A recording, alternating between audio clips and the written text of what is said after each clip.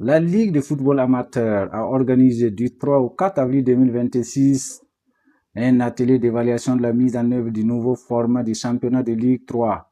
Pendant 48 heures, acteurs du football amateur et responsables de Ligue se sont réunis pour faire le bilan de la saison écoulée et proposer des pistes d'amélioration. Pour le président de la Fédération burkinabé de football, la Ligue 3 constitue la base du football burkinabé. Cette rencontre des présidents des ligues concernant la D3, c'est très important pour notre football. J'aime toujours dire que la L3, c'est la base de notre football. Parce que tous les joueurs que vous voyez sont tous passés par cette catégorie avant d'être intégrés, soit dans les académies ou même dans les clubs de 2-1. Cette rencontre, fallait quand même la tenir.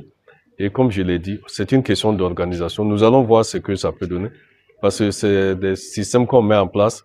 Et à la fin de l'année, on fait carrément le bilan pour voir ce qui est positif et ce qui est négatif pour corriger et progresser. Donc, comme je l'ai dit, il y a beaucoup de problèmes. D'abord, il y a l'effectif pléthorique des L3 qu'il faudra voir. Ça, c'est une question d'organisation. Si on arrive quand même à mettre des normes, si on limite aujourd'hui ces équipes à 20, 30 ou 40, je ne sais pas ce qui sera arrêté avec ce que nous allons décider. En ce moment, on pourra voir aussi pour les accompagner et puis les compétitions seront régulières. Donc si on arrive à faire ça, je crois que avec cette importance-là, il pourra avoir de la visibilité. Et comme je dis aussi, la visibilité, c'est la qualité du jeu. Et j'ai dit la L3 aussi, il faudra que ça soit la relève. Je ne veux pas que la L3 soit un réservoir des has-been, ceux qui n'ont plus d'avenir en L2, L1. Ils viennent se retrouver là pour maintenir la forme, puis faire monter des équipes. Mais au moins qu'on donne la chance aux jeunes de 17 ans, de 20 ans, de compétir régulièrement pour leur permettre aussi d'avoir de la compétition pour aller à L1.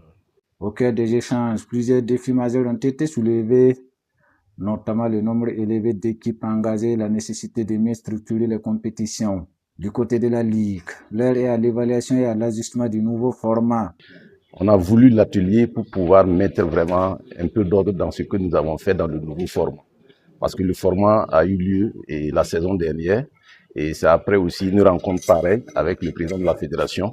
On nous a instruit de trouver une formule pour qu'en tout cas que la L3 soit mieux organisée. Et je suis totalement d'accord avec les clubs qu'il fallait effectivement modifier un peu le format et ce format nous a apporté beaucoup. Maintenant, il faut avouer que tout n'était pas rose. Il y a eu des difficultés, des problèmes d'infrastructure, des problèmes organisationnels.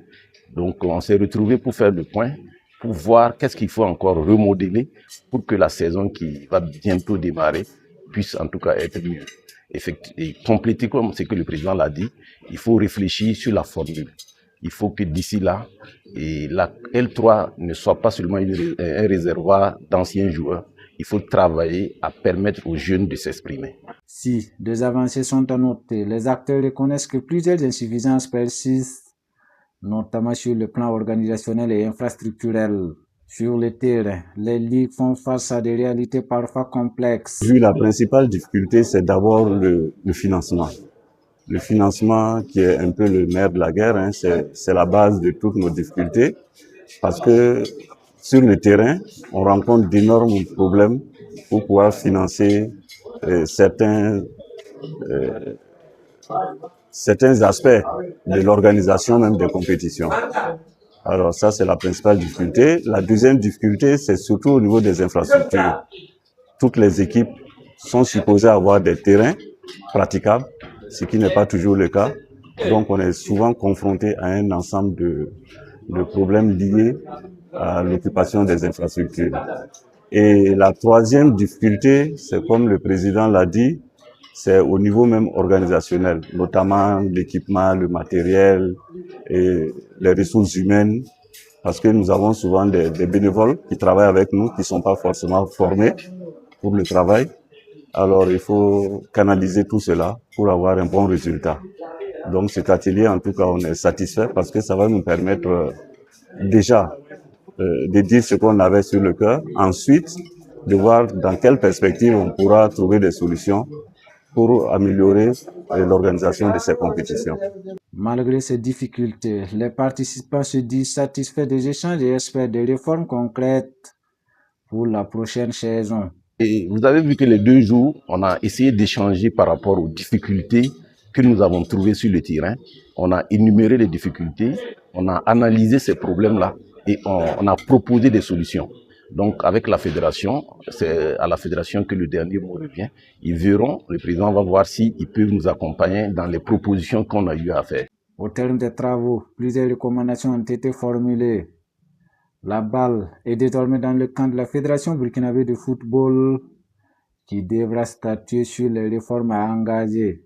Objectif, faire de la Ligue 3 un véritable vivier de talent et un levier de développement du football burkinabé.